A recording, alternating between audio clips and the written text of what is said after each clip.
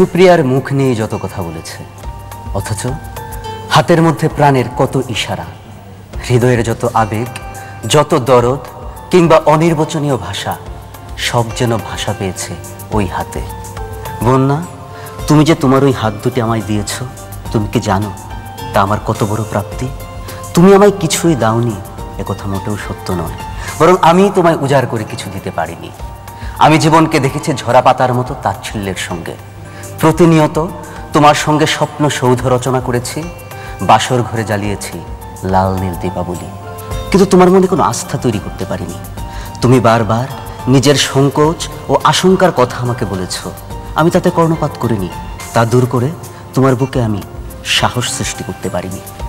আমি ছিলাম বিত্তবান পিতার সন্তান, আমাকে কখনো বৈষয়িক চিন্তা করতে হয়নি। আমার তাত্ত্বিকতা, দার্শনিকতা, কাব্যচিন্তা কিংবা উপমার পর উপমা সাজিয়ে কথা বলা একদিন তোমাকে আমার কাছ থেকে বহু দূরে নিয়ে যাবে, সে আমি কল্পনাও করতে পারিনি।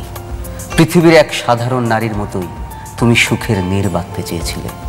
সেই নীরের যোগ্য সঙ্গী অতি রোমান্টিক স্বপ্নিক অমিতকে তুমি মনে করোনি, বরং যোগ্য সঙ্গী মনে করেছ বিষয় বুদ্ধি সম্পন্ন সাধারণ গৃহস্থ শোভনলালকে।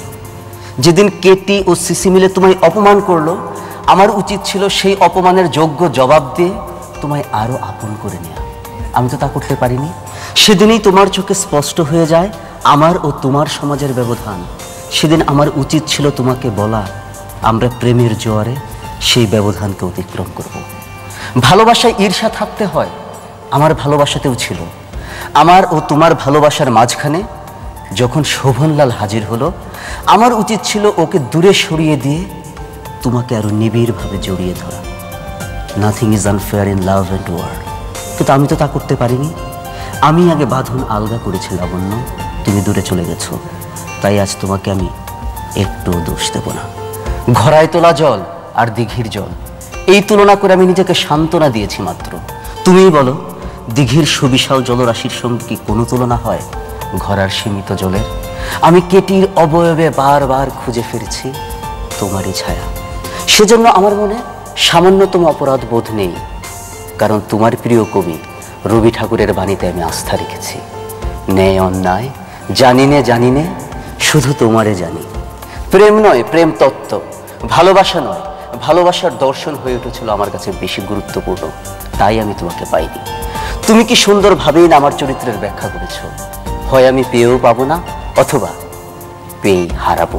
ঠিক তাই লাবণ্য, আমি জানতাম যেদিন আমি তোমাকে পাবো সেদিনই তোমাকে আমার হারাতে হবে। তোমাকে আমি হারাতে চাইনি, তাই তোমাকে শূন্য করে আমার কিছুই